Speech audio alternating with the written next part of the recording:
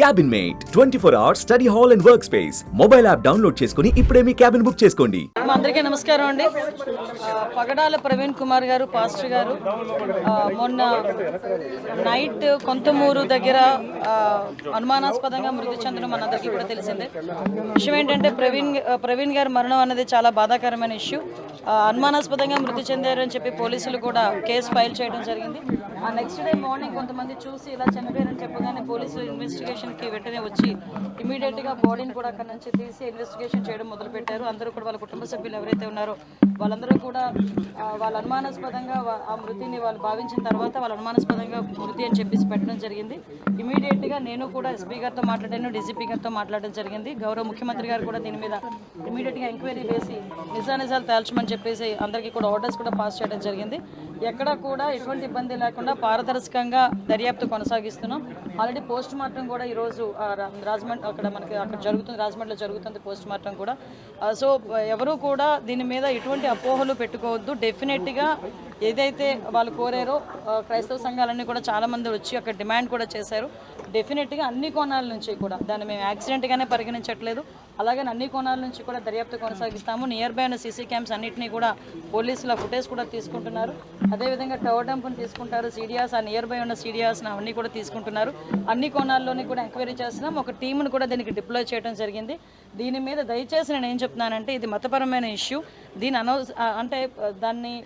మేము చేసే పని డెఫినెట్గా చాలా ట్రాన్స్పరెంట్గా చేస్తున్నాం. దీని మీద ఎటువంటి అపోహలు పెట్టుకోవద్దని మనస్ఫూర్తిగా నేను తెలియజేస్తున్నానండి.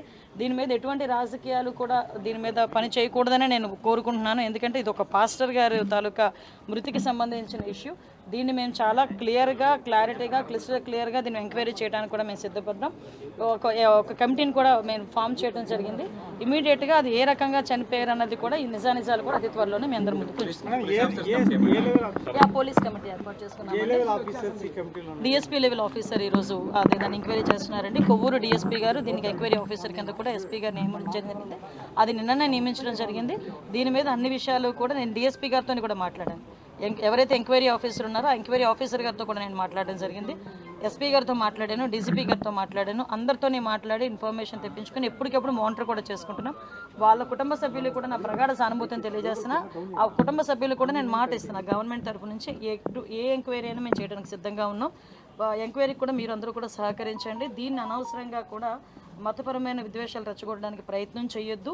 అట్ ద సేమ్ టైం రాజకీయాలు కూడా దీని మీద రాకూడదని నేను మనస్ఫూర్తిగా కోరుకుంటున్నాను. ఫ్యామిలీ మెంబర్స్ అని అనుమానం వ్యక్తం చేస్తున్నారు. ఎందుకు అసలు యాక్సిడెంట్ కాదని చెప్తున్నారు? అట్లాంటిది ఎందుకు? యాక్చువల్గా వాళ్ళు ఇప్పుడు ఎవరైనా సడన్గా వచ్చే మనిషి, బాగా శుభ్రంగా ఉన్న మనిషి చనిపోయారు అనేసరికి ఆటోమేటిక్గా ఎవరికైనా అనుమానం వస్తుంది. అనుమానం కొద్దీ కుటుంబ సభ్యులు చెప్పారు. దాన్ని మేము ఎప్పుడు తప్పు పట్టట్లేదు, ఎవరూ తప్పు పట్టట్లేదు. అన్ని కోణాల్లోనూ కూడా మనం దర్యాప్తు చేస్తాం. ఎందుకంటే నైట్ జరిగింది ఇది. ఎందుకంటే కొన్ని ఫుటేజెస్లోనే మనకి ఆ టోల్ గేట్ దాటినట్టు వచ్చింది. తర్వాత కొన్ని ఫుటేజెస్లో కొంత యాక్సిడెంట్లో కొంచెం కనిపించింది. ఇవన్నీ ఉన్నాయి. అందుకే మళ్ళీ చాలా క్లియర్గా చెప్తున్నామండి. ఓకే, నిజంగా యాక్సిడెంట్ అయినా అదేమైనా ఇంటెన్షనల్గా జరిగిందా లేకపోతే యాక్సిడెంటల్గా జరిగిందా యాక్సిడెంట్, ఇవన్నీ కోణాల్లోని కూడా దర్యాప్తు చేస్తున్నాం. దయచేసి ఎవరు ఎటువంటి అపోహలకి పడొద్దు. గవర్నమెంట్ ట్రాన్స్పరెంట్గా ఉంది, గవర్నమెంట్ చాలా చిత్తశుద్ధితో ఉంది ఎంక్వైరీ చేయడానికి. దయచేసి అందరూ అదేనండి. అందుకే మేము యాక్సిడెంట్ అని మేము కేసు ఫైల్ చేయలేదండి. వాళ్ళ కుటుంబ సభ్యులు ఏదైతే వాళ్ళు అనుమానం వ్యక్తం చేశారో అనుమానాస్పద మృతి కిందే కేసు కూడా ఫైల్ చేశాం. ఈరోజు కూడా పోస్ట్ మార్టం కూడా జరుగుతుంది. ఎవరైతే వాళ్ళ కుటుంబ సభ్యులు ఏదైతే కావాలని అంటే మాకు ఈ ఎంక్వైరీ కావాలని కోరుకుంటున్నారో ఆ ఎంక్వైరీ చేయడానికి కూడా ఈరోజు గవర్నమెంట్ సిద్ధంగా ఉంది. అభద్రతా భావం గురవడానికి ఎటువంటి స్కోప్ లేదండి. ఎందుకంటే నేను చెప్తున్నాను ఈరోజు అన్ని వర్గాల వారిని, అన్ని కులాల వారిని, అన్ని మతాల వారిని కూడా సమానంగా చూసే గవర్నమెంట్ ఎన్డీఏ గవర్నమెంట్. ఎవరికి అన్యాయం జరిగినా కూడా ఇమీడియట్గా స్పందించే గుణం కలిగిన వ్యక్తి గౌరవ సీఎం గారు. సో అక్కడ ఎటువంటి అభద్రతా భావం అసలు అవసరం లేదని నేను చెప్తున్నానండి. ఎటువంటి ఏదైనా ఇష్యూ ఉన్నా కూడా డైరెక్ట్గా నాతో మాట్లాడే చనువు కూడా ఉంది వాళ్ళందరికీ కూడా. కాబట్టి ఎవరు అదే ఆ అపోహలే పడొద్దని ప్రత్యేకంగా నేను విన్నవించుకోవడానికి వచ్చాను. లేదండి, సెన్సిటివిటీ మా బాధ్యత. ఈరోజు సెన్సిటివిటీ వచ్చింది కాబట్టి ఇంకొంచెం మా బాధ్యత పెరిగిద్ది. డెఫినెట్గా మేము అనుమానాస్పద మృతి కిందనే మేము చేసుకున్నాం. దాని మీద ఎంక్వైరీ జరుగుతుంది. టీమ్ ఫామ్ చేసుకున్నాము. ఇమీడియట్గా దాని మీద ఎంక్వైరీ కూడా జరుగుతుంది. అన్ని కోణాల నుంచి కూడా దర్యాప్తు చేస్తాం. సుమన్ టీవీలో మీ పర్సనల్ అండ్ బిజినెస్ ప్రమోషన్స్ కోసం కింది నెంబర్కి కాంటాక్ట్ చేయండి.